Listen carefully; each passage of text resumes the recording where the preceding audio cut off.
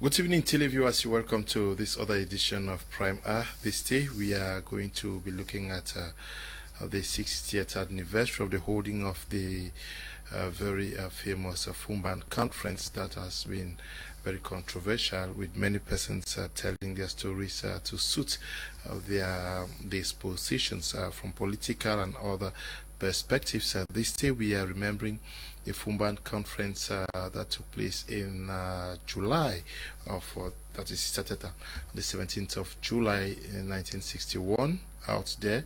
That saw two delegations, one led by the then president of La République du Cameroun, Amadou Ahidjo, who led a delegation of Cameroonians that came from East Cameroon, and another delegation that was led by John Gu Foncha, who at the time was officiating as premier of the British Southern Cameroon. They met in Foumban in what was described as the Foumban Constitutional Conference. We are going to be looking at it, what went well and what went wrong, and how it has influenced what we live today in Cameroon. We are talking about all the 10 regions of Cameroon, also noting that the two northwest and southwest regions are problematic in the overall setup of the country. So we strictly are going to be looking at the Foumban conference, and many persons are talking about it and may necessarily not know what actually transpired,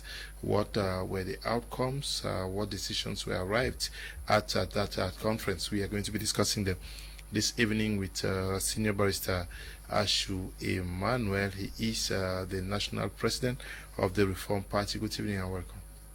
Good evening, Mr. Leo. Good evening, Gentle. Good evening, televiewers. It's always a pleasure being with you. Well, as you rightly said in your introduction, this is the anniversary of the much vaunted Foumban Conference, Foumban Constitutional Conference. And as people will have it, as common parlance will have it, Anglophones are said to have sold their rights at the Foumban Conference. But to inspired minds, the situation does not seem to be the same. It does not seem to be like what is being presented to many Southern Cameroonians. In actual fact, when you talk of Foumban Constitutional Conference, that is a misnomer, because that conference was organized subsequent to Resolution 1608 that prescribed that the administering authority, Great Britain, the government of Southern Cameroon and the Republic of Cameroon should come together in a meeting before the 1st of October and agree as to and batter out an agreement as to the agreed policies, as to how the agreed policies between the parties are going to be enforced. So you don't do that in a constitutional conference. So that's the reason why this conference was a total failure. Contrary to what some people say, the Foumban conference lasted 45 minutes, and the only memorable thing that could be taken home from the Foumban conference was the closing remarks of President Ahidjo. Because in actual fact, in that conference, President Ahidjo presented his draft federal constitution to John Gu Foncha, who was coming to discuss. He was not coming to sign anything. So he took it on consultation to see the British. And when effectively he sent this thing to the British called Amadou Ahidjo and told him, you cannot discuss constitution when we have not yet signed a union treaty. That's the reason why the Foumban conference was followed by the Yaoundé Constitutional Conference, which came up in August 1961. So, for those people who think that Anglophone Southern Cameroonians' rights were sold at Foumban, please take water, wash your eyes. Nothing was signed in Foumban. It was only Ahidjo's closing remarks that came out of Foumban. And the rights were supposed to be discussed in Yaoundé, but unfortunately, as the people were in the hall, Mr. Ahidjo played the first one, sent his draft to his own assembly, that received it as a constitutional amendment to their own constitution, and that is how we have the Constitution of 1st September 1961 that was styled the Constitution of the Federal Republic of Cameroon. So in actual fact, Foumban was just a step. It is nothing in history, it was just a step. Yeah, it was an attempt because Mr. Ayijo asked Foncha to sign. And Foncha said, I'm not signing. I didn't come here to sign anything. I came to discuss. We're going to be discussing all of that. We also are in the company of Mr. Clovis Elenui. They call him Gentle. He is a teacher of history in some of our secondary schools out there in the southwest region and littoral. Good evening and welcome. Thanks very much, Mr. Leonard. Thanks very much. I'm here. I'm happy to be here again in front of Barsa Ashu, who is somebody I've been closer to and I learn a lot. I'm a history teacher and a researcher in history, political history in Cameroon. And we on this platform to talk only history and not politics. Talk the history of Cameroon that I've studied, especially Foumban conference. I think the conference which ended on Friday, 21st of July 1961, and today is the 21st of July, that's 60 years. Because the conference started on Monday, the 17th of July. 17th, yeah. Ended on the 21st, Friday, 21st July 1961, and today is July 21st, 2021. That's exactly 60 years of the Foumban conference. And but I wish to pick that as we are discussing on this issue. Let's just take it that we are discussing on a famed Foumban conference, and then we gain the whatever historical. Okay, we also are in the company of Mr. Jean-Pierre Sameju. He's a journalist, also militant of the CRM movement. It's a political party. It's based in Germany. Bonsoir et bienvenue. Monsieur Jean-Pierre. Bonsoir. Déjà, c'est toujours un plaisir d'être ici. On parle de la conférence de ceux qui sont sur le plateau avec vous ont donné les chiffres. Effectivement, la conférence de Foumban était symbolique, capitale pour le Cameroun jusqu'en 1972. Donc, je suis déjà content d'avoir les co-journalistes de cette entreprise. Et en tant que journaliste, je vais revenir dans toute notre discussion sur les éléments marquants de cette conférence, mais aussi sur les séquences des actions du gouvernement francophone, de ce qu'on appelle la République de l'époque avec Amadou Ahidjo jusqu'à nos jours. Donc, c'est ce que je puis dire jusqu'ici, espérant que la parole reviendra encore et qu'on pourra dire d'amples informations par rapport à cela. So I'm glad to receive you, and for Richard, you are a teacher of history in our secondary schools in Cameroon. Good evening, and welcome. Happened in Foumban. Okay, I'll start the program with you, and Richard, what actually happened in Foumban in July of 1961? Yes, Leonard.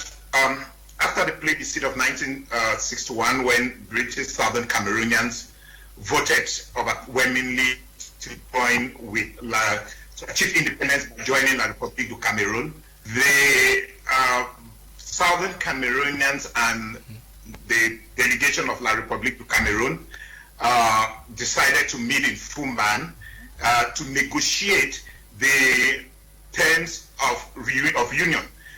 Because after the plebiscite, they simply agreed that they were going to unite with La République du Cameroun, but they needed to put this in some kind of practicality. So they had to come out with a constitution that would define how the union between both territories was to look like.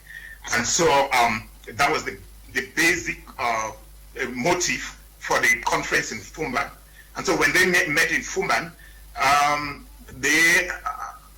prior to meeting in Foumban, the delegate of Southern Cameroon met in Bamenda, in what was known as the Bamenda Party Conference, in which they came out with a series of proposals as to how they thought that the union between British Southern Cameroon and La République du Cameroun is going to look like.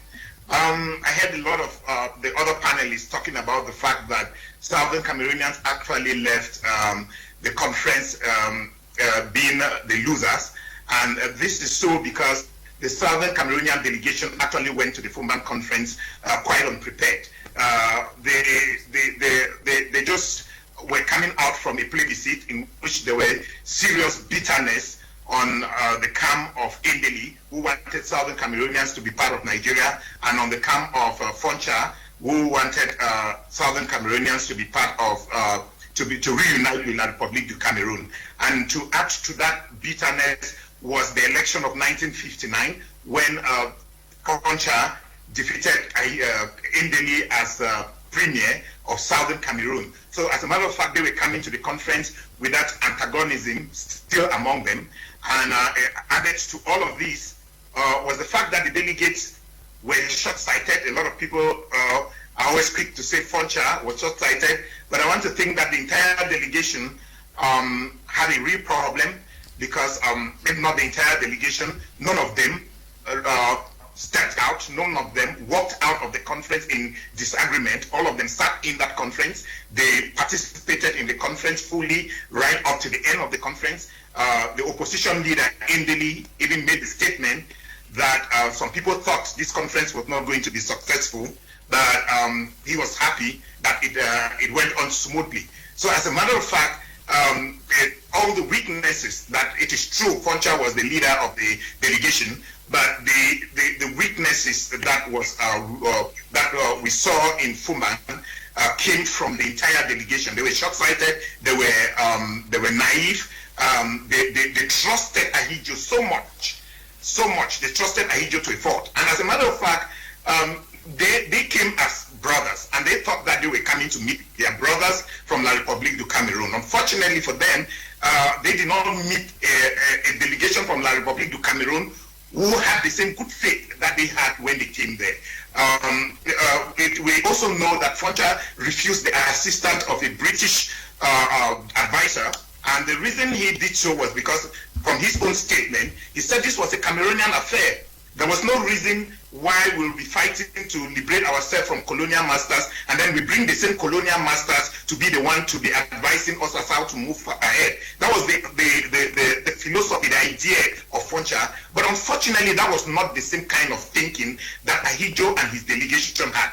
As a matter of fact, Ahidjo and his delegation actually came to Foumban with the whole idea to suppress Southern Cameroon, subjugate them, and act as if they were colonizing Southern Cameroon. Because like you will see, immediately after the conference and the constitution that finally came out of the conference, they stated there that it would be published in English and French, but that the French version is going to be authentic. That was already an indication that there was some kind of subjugation of Southern Cameroonians. Yeah, and therefore I'll be coming back to you. Senior Barrister Ashwevan seemingly is not too comfortable with all of the things you're saying. What do you find not correct with what he's saying? He's a teacher of history. Huh? Yeah, thank you. The first thing is I would not want my ancestors to be insulted. When you say the Southern Cameroonians came unprepared, that is not true. Okay, so they were I want you to look at the delegation of the Southern Cameroon. How many lawyers were inside? You had Egbetabi, you had Foritia, you had Atabon, you had how many?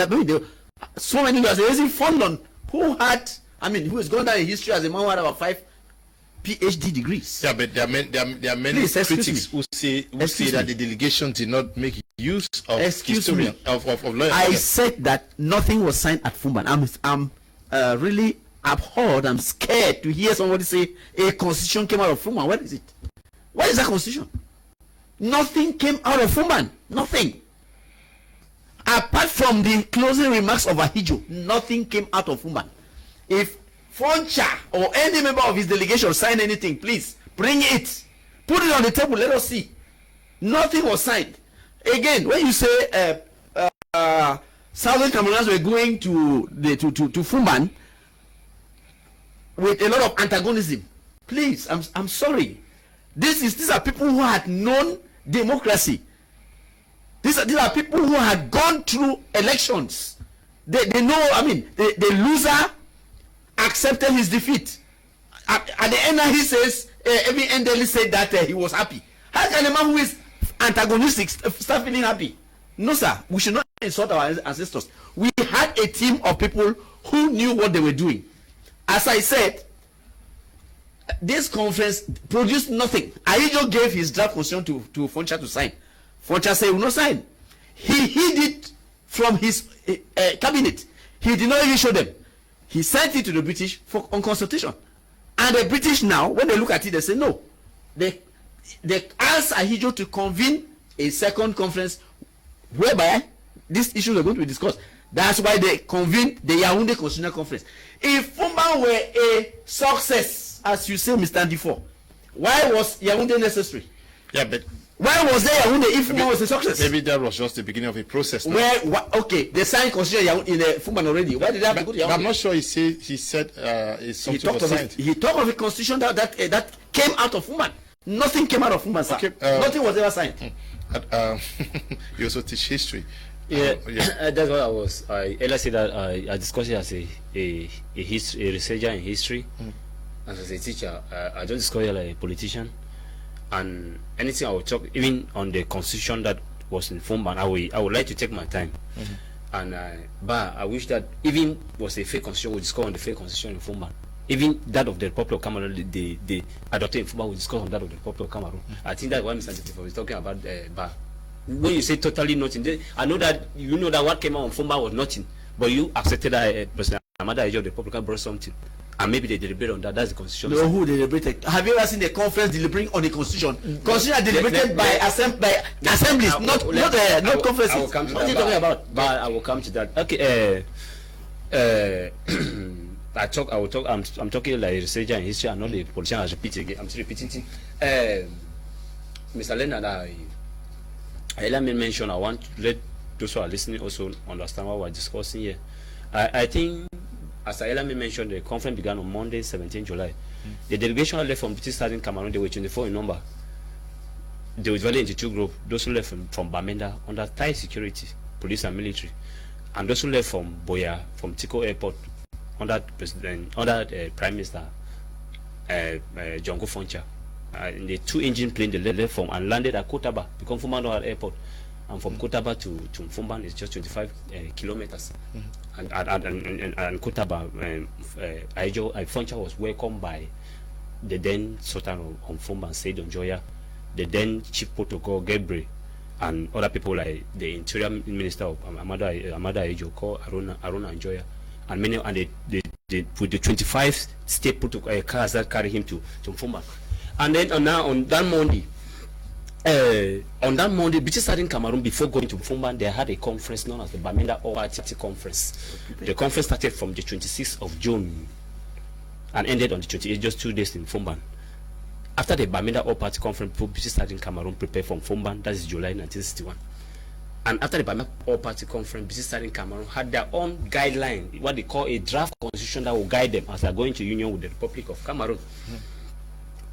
But notwithstanding, are we a bit agreeing one point with Mr. Ndifo? The British Southern Cameroon delegation, although going to Foumban, they were 24 in number. But why that the Republic of Cameroon were 12 in number? The conference was held in a place called Njinka. Yes, I've been there. I've seen the hall called Njinka. Present today, called Lycée Classique de Foumban. Yes. Lycée Classique de Foumban. What I want to say now is that President Amada Ahijo, President Django Foncha was the premier of British Southern Cameroon and was a key leader there. I want to agree with something Mr. Ndifo mentioned there. British Southern Cameroon were not totally in British Southern Cameroon, the 24-man delegation were not totally in unity. But let me prove something. There was division between Foncha's main ruling party KNDP and Ndele's opposition party CPNC. There was a big division. They were not in agreement. And that's the first division. Second division, the 24-man delegation of British Southern Cameroon, women of native authorities and traditional rulers, and within the KNDP's party of Foncha, who was the leader, there was division between Foncha as the model of KNDP and the radical group of KNDP under a man called Augustin Gomjoa. Yes, I remember. I have their quotes there. So let me come now. What happened? On Monday, 17 July 1961, that the conference kicked off. 11 a.m. The man who made the opening speech was President Amada Ahijo of the Republic of Cameroon, who said that we are discussing on the federal constitution. It will be federation and not loose federation, but federation, because loose federation will make us to be two. But Foncha who also made a speech on that Monday, making it clear that although we're discussing on loose federation, but let powers be given to state government and not the central government. And then Ndele on that opening day, Ndele cautioned them that let us take time with what we're doing here. Because what we're doing here can have an effect in future generations. Yeah, let me quote Ndele, who says too much haste would have far-reaching consequences on the people of the Cameroons. Excellent. Yes, if they were to rush over it, to say that the radical side of Gomjoa, like you are saying, though within the KNTP said, I have never seen people expected to write a constitution in 2 days. That's so, it. Yeah. That's it. So the conference from Monday, 17 July to Friday, 23 July, was only 5 days. And they beginning with the conference every day in Foumban. For the 5 days, they spend only 95 minutes of each day discussing on constitutional issues. And the rest day they spend dancing. Even the Sunday that Frontier delegation arrived in Foumban, they were welcome in areas like Obej and Foumban.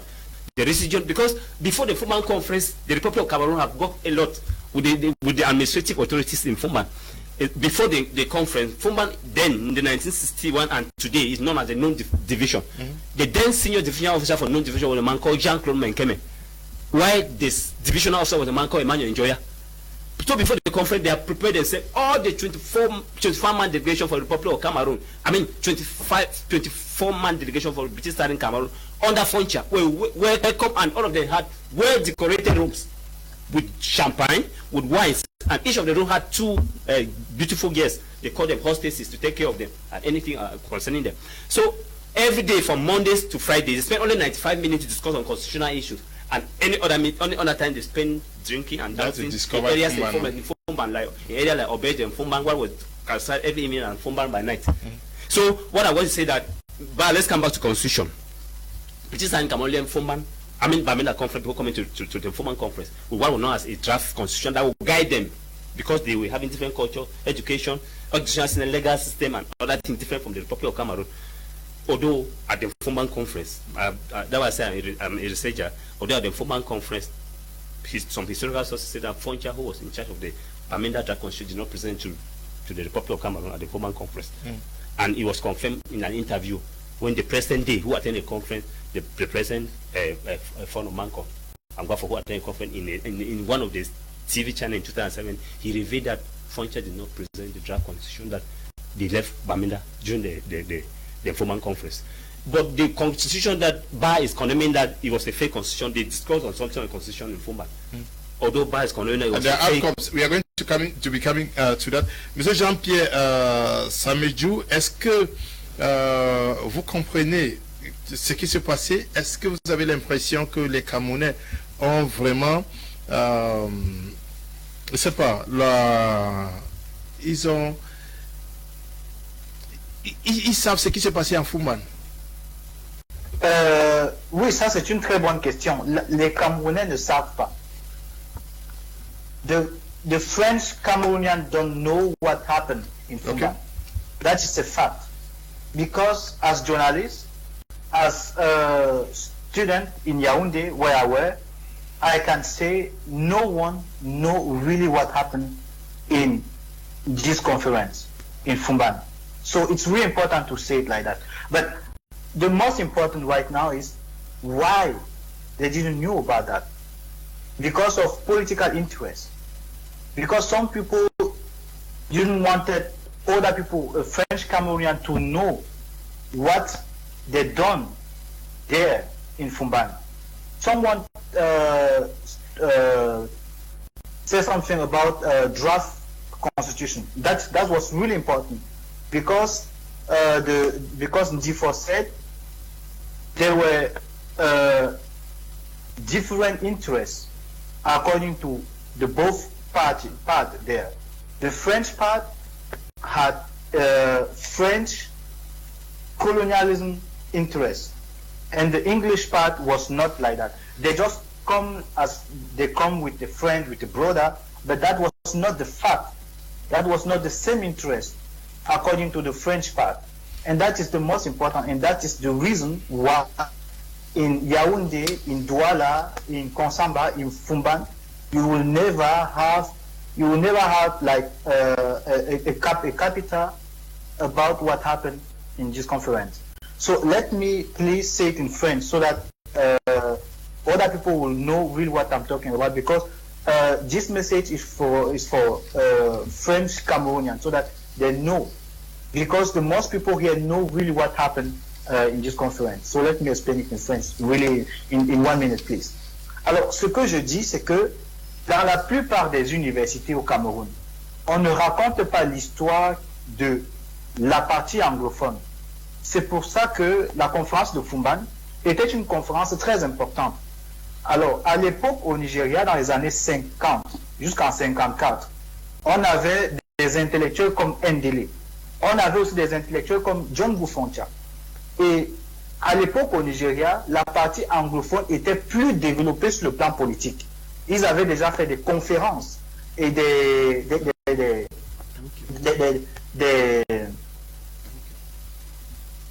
Macpherson Constitution. Donc, ils avaient fait des constitutions au niveau du Nigeria.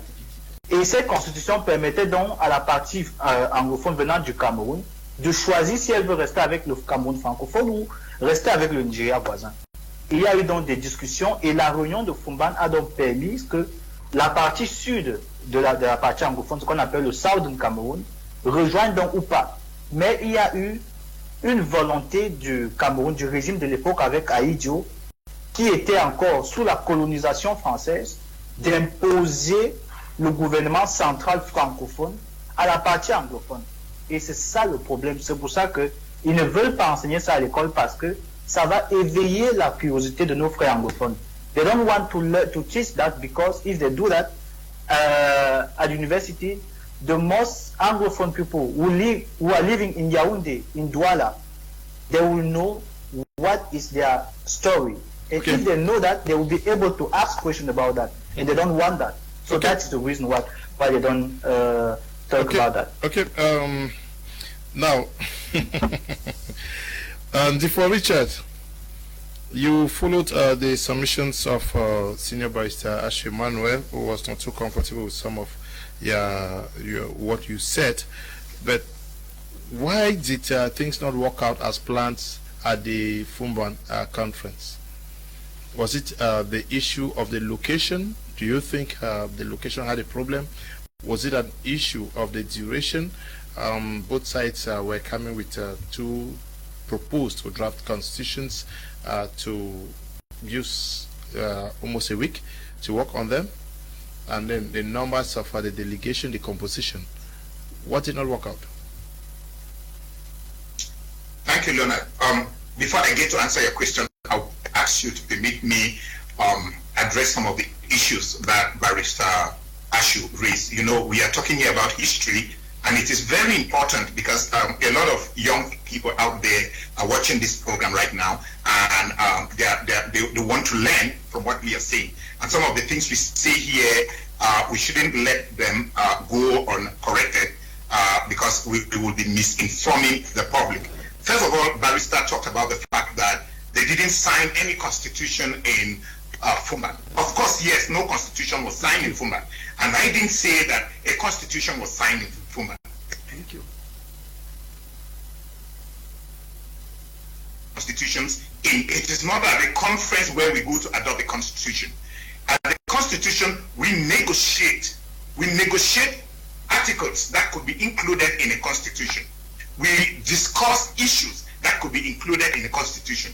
And the job to put it in a constitution and adopt it is that of the National Assembly or of the Assembly of Congress. It is not that of a conference. A conference, just like we had the national dialogue, all of what was discussed in that dialogue was then transferred to the National Assembly to be implemented or to be adopted as law. And therefore, we cannot say that we did not discuss the status at the national dialogue, the special status at the national dialogue. That it was fully implemented is a story of another time. Also, I would also want us to be clear here too. When I said that the delegates of Southern Cameroon were not prepared, I wasn't saying that they were not qualified. Of course they were. We have people like Ndele, who was already a medical doctor. We have a lot of well-educated people. In fact, those were the elite of southern Cameroon who went to Foumban. What I said was that they were not prepared. They had differences in ideology. They did not coordinate their ideology. They did not come to Foumban with the same opinions. They came with different opinions in Foumban, and that is the unpreparedness I'm talking about. And just to say something that Gentle mentioned, Gentle made mention of the fact that the conference lasted for 95 minutes and that the rest of the time was spent dancing. I want to differ a little bit with that. It's true that they spent just 95 minutes in the joint conference of the two delegations. A majority of the time was spent by Southern Cameroonians to look into the Ahidjo proposal, to look at the proposal from French Cameroon, because they did not see that document before coming to Foumban. So they met that document in Foumban, which was a huge document with several pages, and that document was all in French, and many of those Southern Cameroonians did not understand French. So they needed time to go through the Ahidjo's proposal point by point to have an understanding of it and be in a position to discuss on it better. So that was what happened. Yes, it is true that there was a lot of distraction in Foumban. There was so much distraction, ballroom dances and all of that, but that doesn't mean that the whole time was spent on that. I just wanted to make those points clear. Coming now to your question, what went wrong? What happened that there was a failure? First, I started by saying that the delegates of La République du Cameroun came to the Foumban conference in bad faith. We all know that the Southern Cameroonians wanted a loose federation. They wanted a loose federation, and that was what they proposed. And they forced down the idea of a federation to the throat of Ahidjo. Ahidjo didn't believe in the federation. They forced the idea of federation into Ahidjo, who reluctantly accepted the idea of federation. And it will interest you to note that just about 19 days after that, around the 20th of October, Ahidjo signed a decree, and that decree was to make nonsense of the federal system of government. What was included in that decree was that he divided Cameroon into 6 administrative regions and made West Cameroon an administrative region, one of the administrative regions, which made nonsense of the idea of equal status for West Cameroon and Eastern Cameroon, because that was what was agreed. They said a federation of 2 states with equal status. But that was made nonsense of by Ahidjo's decree, where he divided the territory into 6 administrative regions and making Southern Cameroon or West Cameroon a region, one of the 6 regions. And then to go further, he appointed federal inspectors to this administrative region, and these federal inspectors were all francophones. And so imagine that he appointed a francophone as a federal inspector to come to the state of West Cameroon. And in that state of West Cameroon, when he came there, he had overbearing powers. Institutions in West Cameroon, ministerial institutions in West Cameroon were taking instructions from the federal inspector. But my question is the time allocated for the job that was supposed to be accomplished was exactly. Yeah, that's it. That is what. Yeah, you're right. One thing that made them failed in Foumban was the fact that the time allocation was short. The reason why the Southern Cameroonians did not call for an adjournment of the conference is something that I personally cannot understand. Secondly, there was the problem of, like Gentle indicated earlier, distraction. The deal for Foumban, there was a statement that I read where he said that he was given strict instruction by the Ahidjo government to do everything possible to prepare the conference in a way that he would distract the delegates of Southern Cameroon. And so there was a lot of distraction and did not allow for them to concentrate. That is one of the reasons. Then it came the fact that the delegates of Southern Cameroonians were not prepared, as I already mentioned, was another reason for the failure. And finally, the fact that Ahidjo had bad faith, Ahidjo and his government had bad faith. All of this and many more were some of the reasons that led the conference to fail. But though we keep talking about the conference as a failure, there are a lot of things that came out of it that if it had been it was applied, if it was implemented to the latter, we will be in a better position than we are today. Okay. So maybe we're going to talk about that one in the course of the program. Yes, we are going we are going to be looking at some of the decisions arrived at the Foumban conference. Well, yeah, or resolutions, I don't know. But how capital was that conference? Well, to me, that conference was a non-event because if you talk in terms of things that the reason why they went there, they were not going there. Southern Cameroonians were not going to Foumban to sign any constitution. Yeah, but at least they needed to meet now. Excuse me. Before they went to Foumban, I want to differ with the historians who don't seem to have the historical facts. Before Southern Cameroons went to Foumban, Mr. Gentle mentioned that they had a meeting in Bamenda.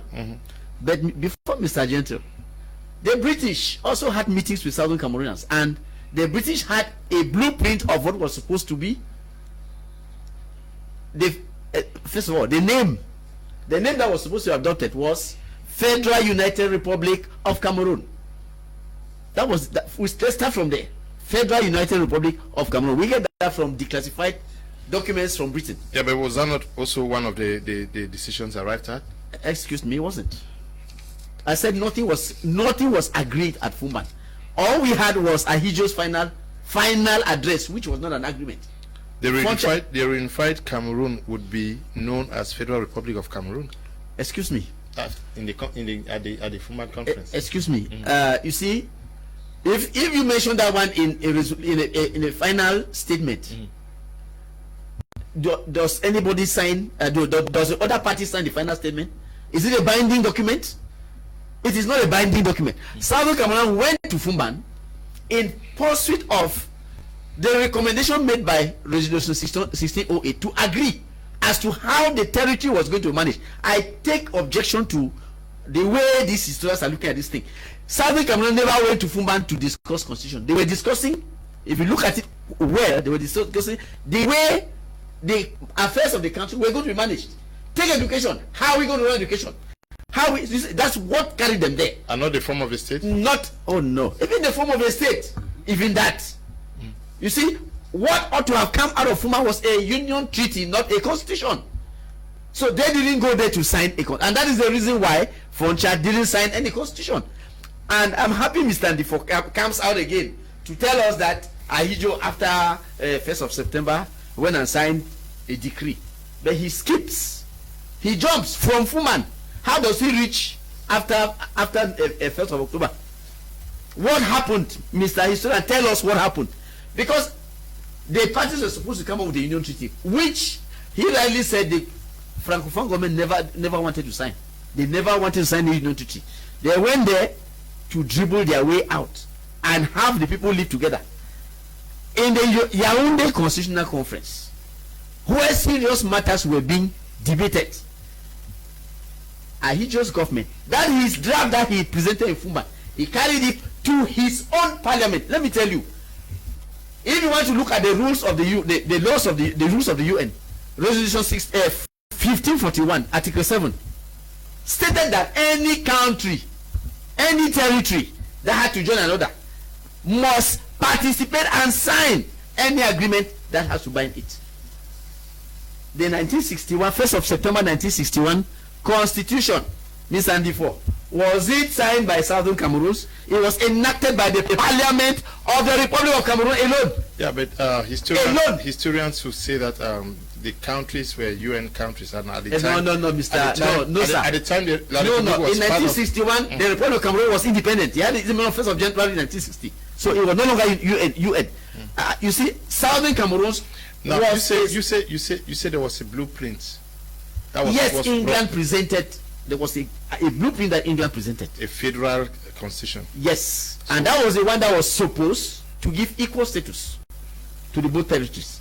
You see, so when the British said you cannot go discussing that constitution without first signing a union treaty, and that was the reason why they called on Yaoundé Constitutional Conference. So when they went there and pressed on the point that the union treaty had to be signed, Ahidjo sent his constitution to his own parliament, and that is what I want this to tell me. He sent that draft to his own parliament. without Southern Cameroonians. Therefore, can you just clarify something here? Because, but you're also a politician. Yeah, let me. No, therefore, did you follow him? Yes. Yes, I did. Yes. What clarification are you talking about? Because he's talking about the fact that they didn't sign a constitution in Foumban, which I totally agree with him on that. Now, the idea of whether the West Cameroon Parliament actually enacted that constitution is a completely different story altogether. It is different from his argument of whether there was negotiation for a constitution in Foumban or not. But then, all what was discussed in Foumban, because before you ever come up with a constitution, whatever constitution, before you come up with that constitution, there always is some kind of negotiations, especially in a territory a country that you're just building. Even the richest, the McPherson Constitution, they had the Ibadan Conference that took place before the enactment of the McPherson Constitution. They enacted the Ibadan Conference, and at that Ibadan Conference, what they did was they came up with suggestions, the kind of thing, how will education be handled? How would this part of government be handled? How many seats will be allocated to Parliament? And all of that. Those things need to be discussed in conference. Okay. Before we carry it to it is not in the Congress that we go to discuss to make all this kind of negotiation. Yeah. I'm surprised Barrister is making allusions to that kind of a statement, being a man of law himself. Therefore, you say each day they worked for 95 minutes for the number of days that they stayed there.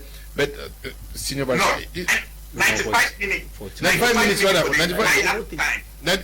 95 minutes. So you multiply by the number of days to get the actual work time. But if you say just for 2 days, let me that 95 minutes was, we are saying that the entire time that was taken by the joint delegation to sit down for 2 days issues took 95 minutes for 2 days. It was 95 minutes. That is 45 minutes times 2. Okay. Now, but what were they discussing? If you say nothing was discussed, please, let us clear the air, sir.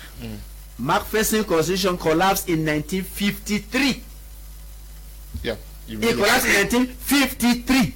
When Southern Cameroon was going to Foumban, they had a constitution. Southern Cameroon's orders in council, Constitution 1960. Yeah, they had a constitution, so it was not McPherson Constitution. They had a constitution. Now, please, historians, tell us. Southern Cameroon had a bicameral parliament, the parliament and the House of Chiefs. How come a constitution that was going to govern Southern Cameroon was being enacted by the Republic of Cameroon Parliament, and you proudly cite it and say that Ahijo after that signed decree? 95 minutes. What were they doing? I told you now. What? Speeches.